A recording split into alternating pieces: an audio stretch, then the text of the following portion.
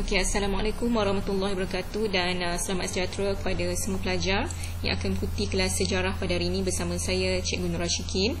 Pada hari ini kita akan terus masuk mengenai tamadun Cina. Tamadun Cina kamu boleh lihat di buku teks kamu muka surat 146. Muka surat 146 buku teks. Di mana tamadun Cina ini merupakan tamadun yang berkembang. Yang berkembang daripada tamadun Huang He. Saya pasti kamu ingat lagi mengenai tamadun Huang He, iaitu salah satu tamadun yang muncul dalam 4 tamadun awal dunia.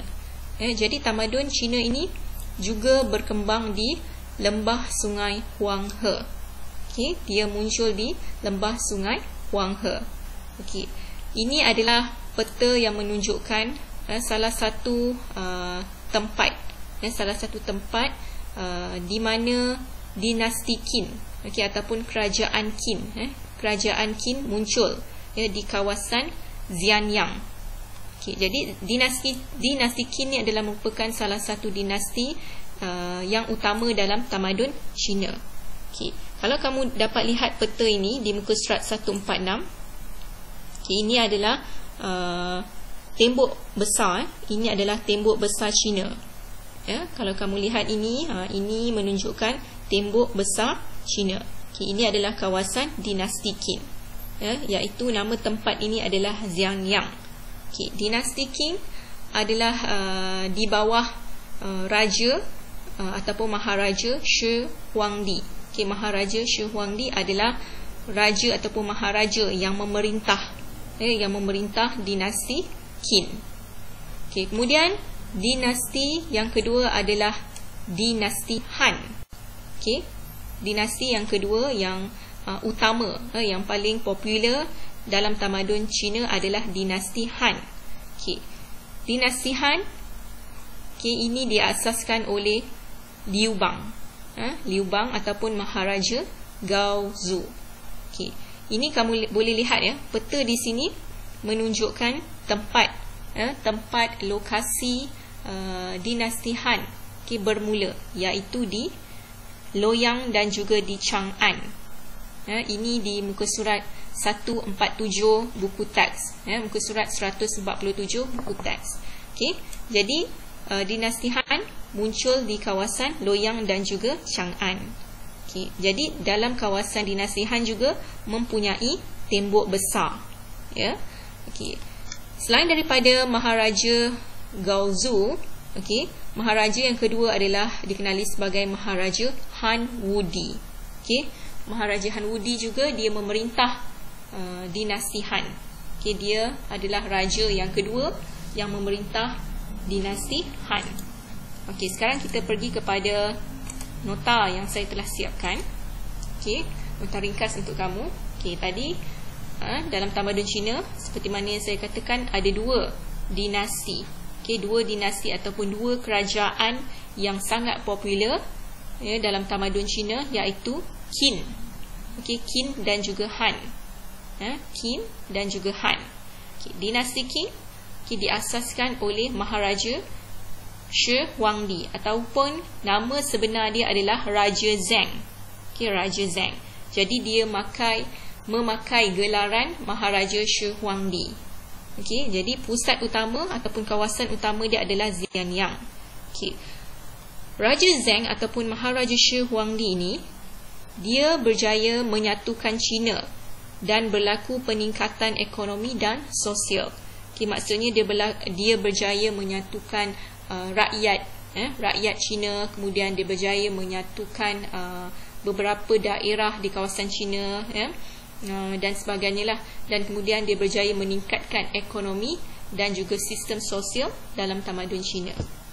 Kemudian dinasti Han. Dinasti Han tadi Raja Liu Bang ataupun Maharaja Gaozu. Ini adalah Maharaja Gaozu ataupun Raja Liu Bang. Dialah yang mengasaskan dinasti Han.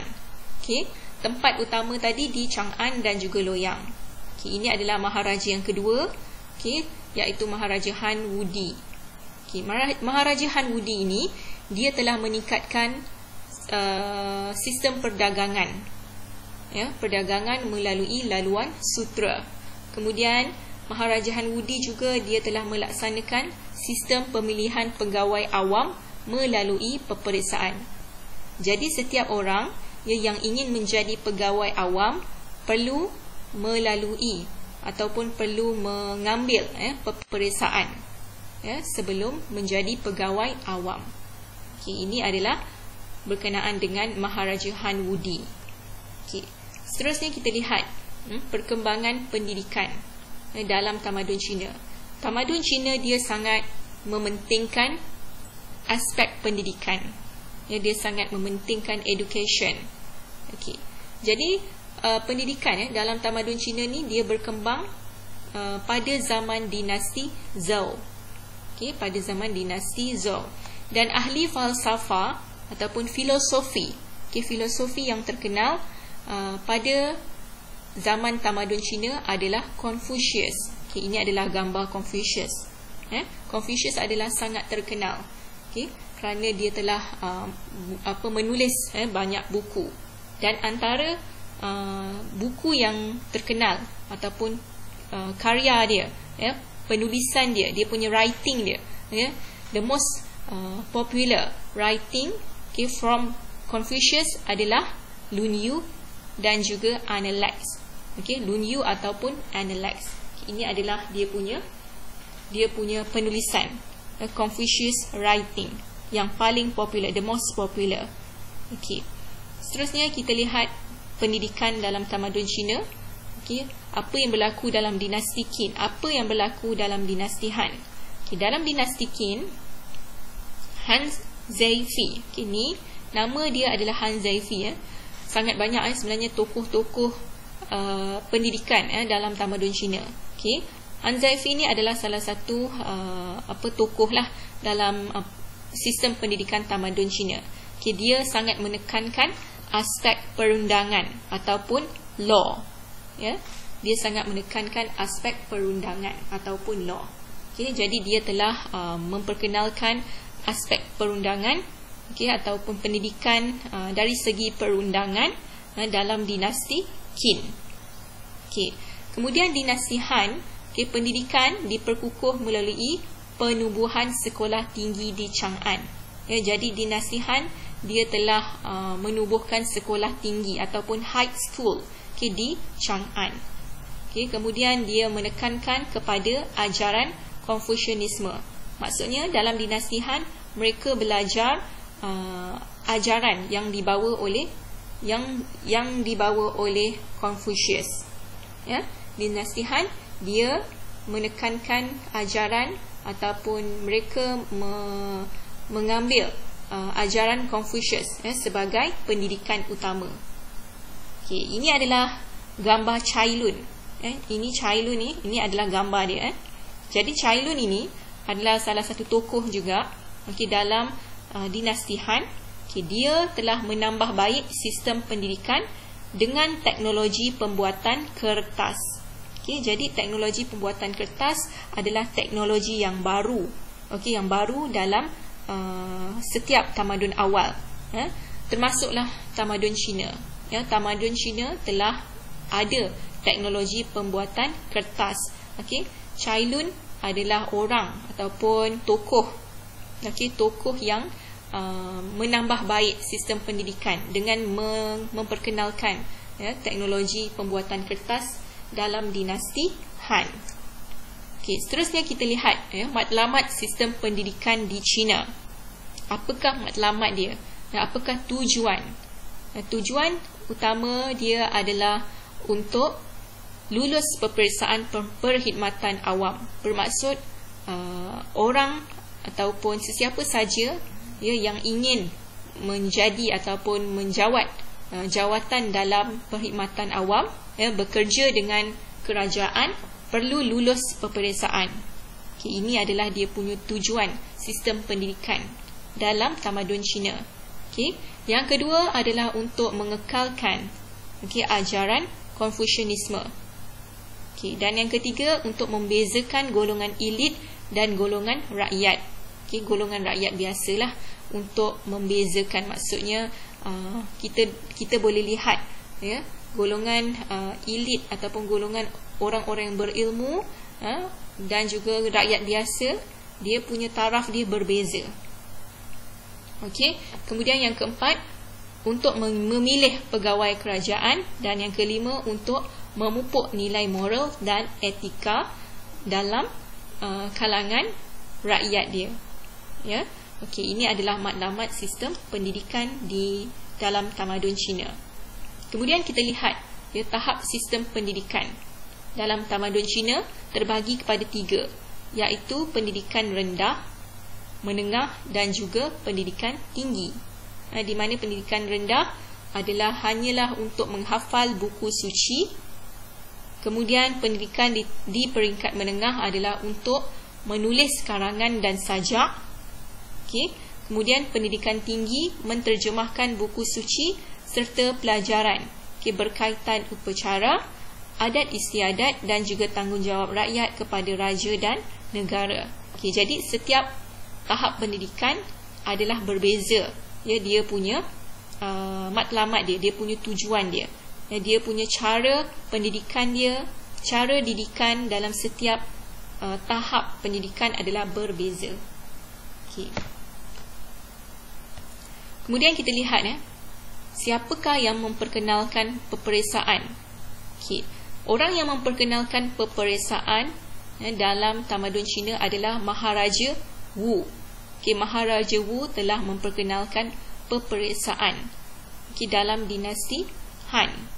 Kemudian dimansuhkan oleh Maharani Dawaja Ziqi. Susah nak sebut ni. Maharani Dawaja Ziqi. Jadi peperiksaan dalam tamadun Cina diperkenalkan oleh Maharaja Wu. Jadi ciri-ciri, kita lihat ciri-ciri peperiksaan perkhidmatan awam dalam tamadun Cina, iaitu peperiksaan yang sangat kompetitif. Maksud dia sangat bersaing antara satu sama lain. Dia macam competition.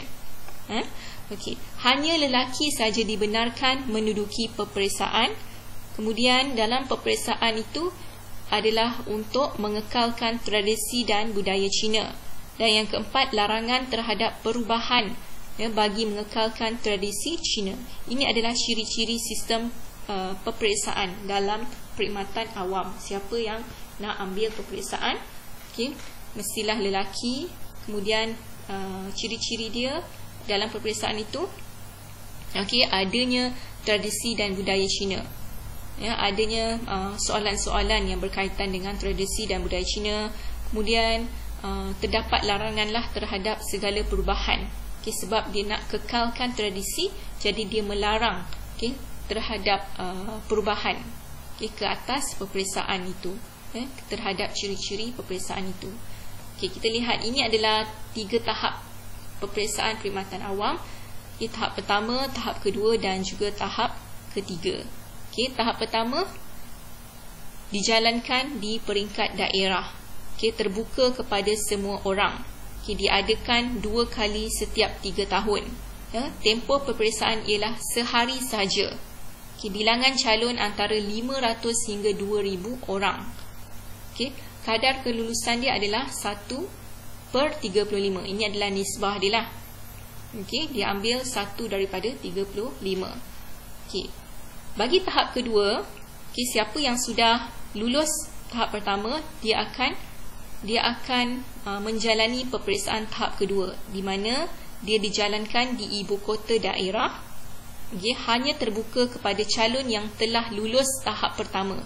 Maksudnya hanya calon yang lulus tahap pertama saja yang boleh menduduki peperiksaan tahap kedua. Dia diadakan 3 tahun sekali. Tempoh peperiksaan 3 hari. Kalau tahap pertama tadi hanya sehari, tetapi tahap kedua 3 hari. Bilangan calon adalah sebanyak 4,800 hingga 10,000 orang. Sangat ramai. Dan kadar kelulusan dia 1 daripada 120. Ini adalah nisbah dia lah, 1/120. Kemudian tahap yang ketiga. Tahap yang ketiga. Jadi tahap yang kedua, jika lulus dia akan pergi kepada tahap yang ketiga. Dia dijalankan di ibu kota kerajaan. Peperiksaan dijalankan di ibu kota kerajaan, diadakan 3 tahun sekali. Okey, tempoh peperiksaan dia 13 hari. Okey, ini adalah tahap yang ketiga. Sangat lama 13 hari. Okey. Kemudian kita lihat ini adalah proses membuat kertas. Proses membuat kertas dalam tamadun Cina.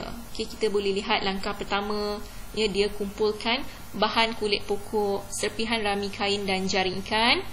Okey, kemudian langkah kedua, direndam di dalam air.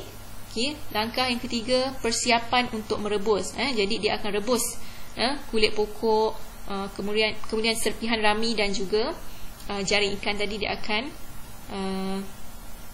akan rebus. Okey, kemudian proses merebus. Okey, proses merebus, dia akan rebus. Dan yang kelima adalah mengumpulkan rebusan di dalam satu bekas. Okey, dia akan kumpulkan rebusan tadi dalam satu bekas, dan apa yang dibuat, dia kacau hingga menjadi cecair yang pekat. Okey, macam ni.